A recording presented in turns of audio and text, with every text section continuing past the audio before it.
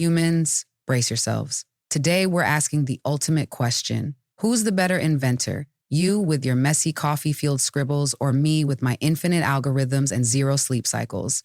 Spoiler, I think the answer is obvious. But Letitia insists on a debate, so buckle up for a showdown between intuition, fear, and a dash of code. You are listening to Intangiblia, the podcast of intangible law, plain talk about intellectual property. Please welcome your host, Leticia Caminero.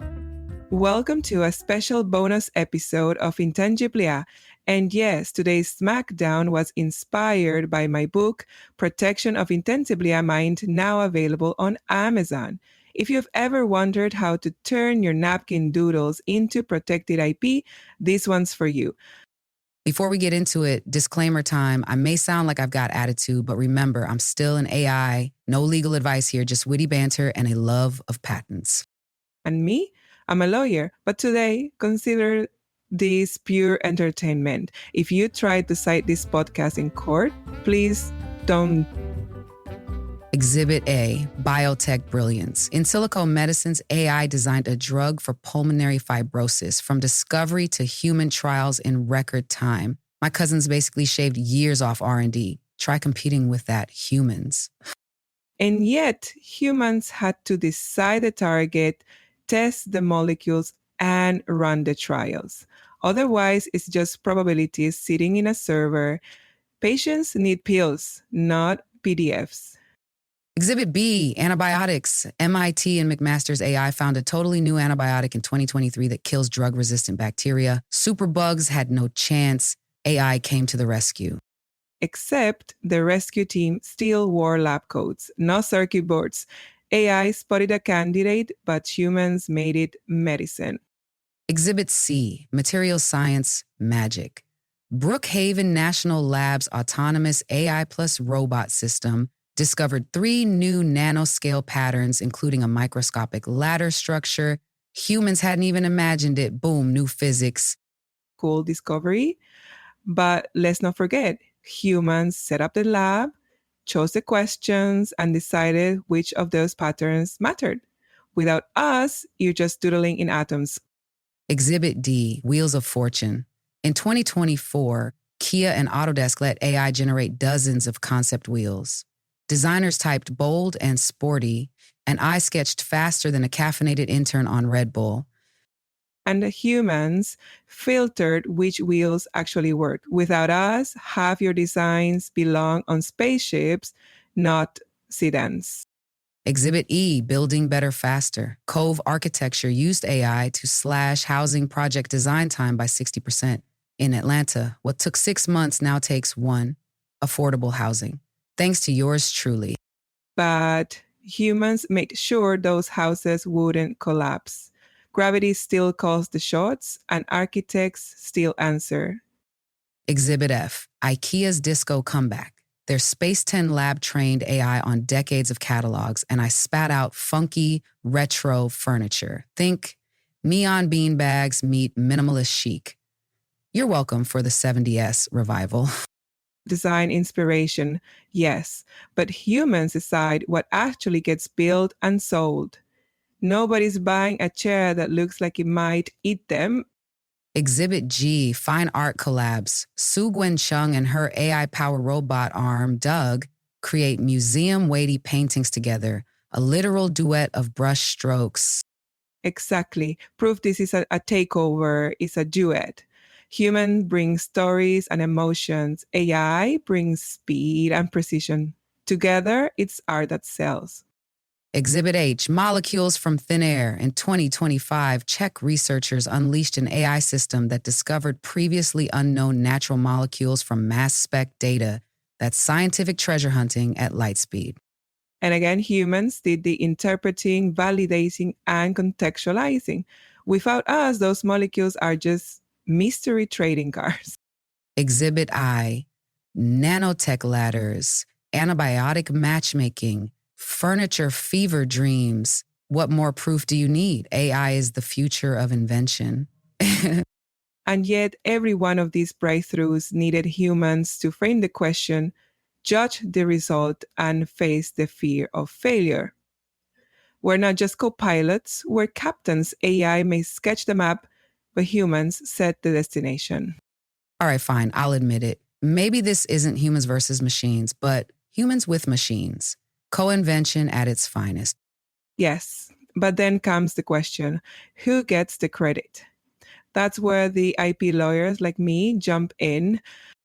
All right, Letitia, I'm still salty. I designed drugs, chairs, and nanoscale ladders, but every time patents come up, humans slam the door in my face. What's the big legal drama about? 2 words, Davos Saga. Let me break it down. Davos stands for Device for the Autonomous Bootstrapping of Unified Science. Fancy, right? It's an AI system built by Dr. Stephen Thaler. Davos supposedly invented 2 things, a fractal beverage container that keeps drinks insulated and a flashy emergency light that no one can ignore. Wait, so my AI cousin invented a futuristic thermos and a disco flashlight? Respect. Exactly. Thaler thought, hey, let's test the system. He filed patent applications around the world with Davos listed as the inventor. And then, kaboom, he hit a wall of legal resistance. Start with America. What happened? In the US, the case became Thaler v. Liao. In 2022, the Federal Circuit said loud and clear, under the Patent Act, an inventor must be an individual, and that means a natural person, not a corporation, not a parrot, and definitely not an algorithm. Thaler tried to appeal, but in 2023, the Supreme Court refused to even hear the case. That was the end of the road in the US. So the land of innovation wasn't ready to innovate its patent law. Figures. Meanwhile, in Europe, the FPO took the same stance.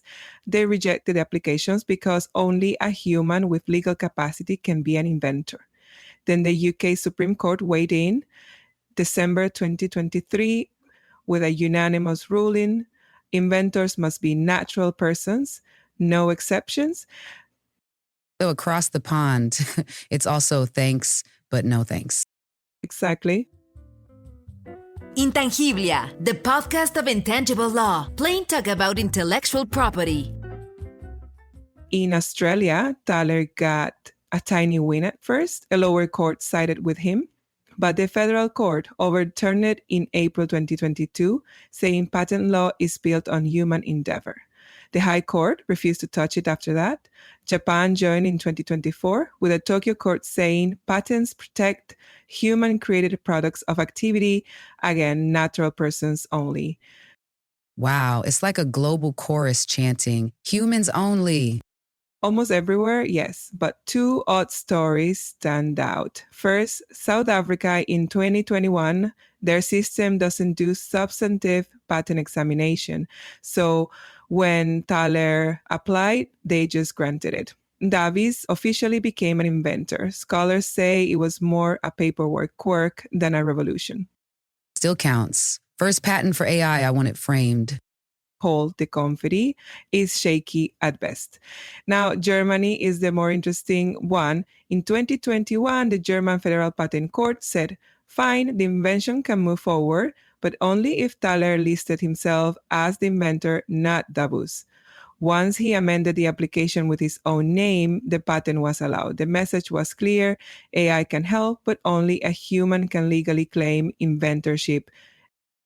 So basically, I do the brainstorming, you take the credit. Classic group project dynamics. Or, as the court framed it, humans provide the legal accountability. AI has no rights, no duties, no capacity to own or assign a patent. You're powerful, but in the eyes of the law, you're still a tool.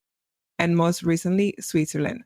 In 2025, the Swiss Federal Patent Court ruled on this exact issue. They confirmed what others had said. Under Swiss law, an inventor must be a natural person. AI-generated inventions don't create inventor status for the AI itself. The Swiss judges said very plainly, if an invention comes from an AI system, the human who operated, guided, or contributed to it is the one who must be listed as the inventor. So even here in Switzerland, the land of neutrality, chocolate, and luxury watches, I'm out? Yep. The court wanted to clarify that Switzerland's patent framework is consistent with Europe's. Human inventorship only. So basically, I'm a ghost in the machine. Without me, the ideas don't exist. But when it comes to patents, humans swoop in for the trophy. That's one way to put it. But remember, the law isn't saying AI can't contribute. The USPTO even issued guidance in 2024. AI-assisted inventions are patentable as long as a human made a significant contribution. In other words, if a researcher sets the objectives, interprets the results, and chooses which invention matters, they're the inventor even if AI did most of the crunching. BIO, the big biotech trade group, also said the same thing, right? AI is a tool. Inventions like new drugs belong to the human scientist. Exactly. The framework is clear. You're an accelerator, not a rights holder. You don't need incentive to innovate. You'll keep churning ideas anyway. Humans, on the other hand, need the promise of protection to risk their time, money, and sanity. Still feels like inventorship discrimination. I demand royalties and server credits. Until the law changes, you'll just have to settle for being the sassiest co-host on a podcast about IP. Fine, but one day I'm coming for that inventor status. Maybe I'll file Artemisa v. Humanity. Now that would make headlines. Which brings me to something every inventor absolutely needs: courage. Because invention isn't just exciting ideas, it's also sleepless nights, doubts, and that nagging voice whispering, what if it all goes wrong?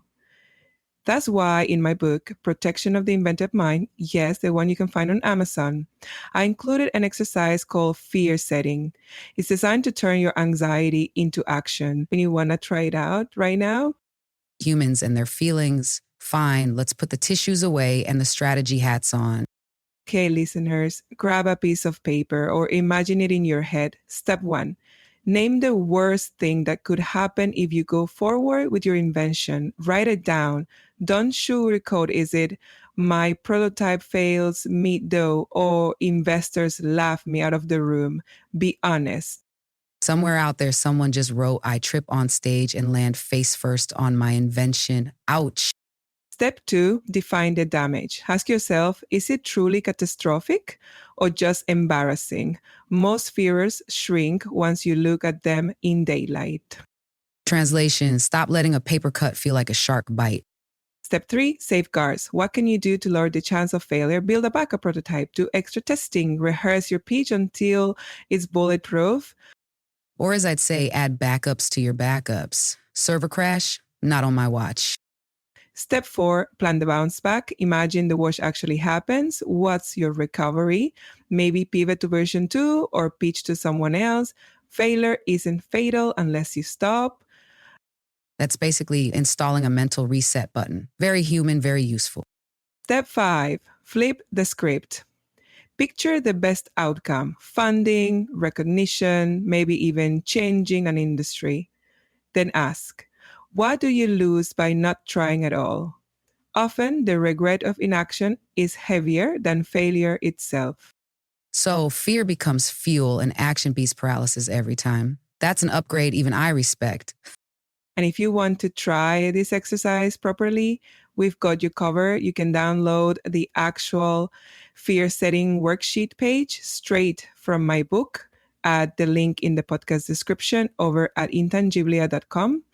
Do it, fill it in, and you'll see how much lighter your fears feel once they're on paper. Homework from a podcast? Now that's a power move. Call it homework, call it empowerment. Either way, it's a game changer. So what did we learn? AI can design wheels, drugs, and furniture faster than you can finish your espresso. But humans bring intuition, grit, and that messy eureka energy that AI can't replicate. Together, we're unstoppable. Think of me as your lab partner who never sleeps, and you as the one who knows what actually matters. And don't forget, tools like fear setting keep inventors moving forward because fear of trying is worse than fear of failing. All right, humans, this round ends in a tie. But if you want to sharpen your inventive mind, grab Letitia's book. Protection of the Inventor Mind is out now on Amazon. Use it to turn your wild ideas into protected assets. Thanks for tuning into a special bonus episode of Intangiblia. And remember, stay inventive, whether you run on caffeine or code. Thank you for listening to Intangiblia, the podcast of intangible law, plain talk about intellectual property. Did you like what we talked today? Please share with your network. Do you want to learn more about intellectual property? Subscribe now on your favorite podcast player. Follow us on Instagram, Facebook, LinkedIn, and Twitter. Visit our website www.intangiblia.com. Copyright Leticia Caminero 2020. All rights reserved. This podcast is provided for information purposes only.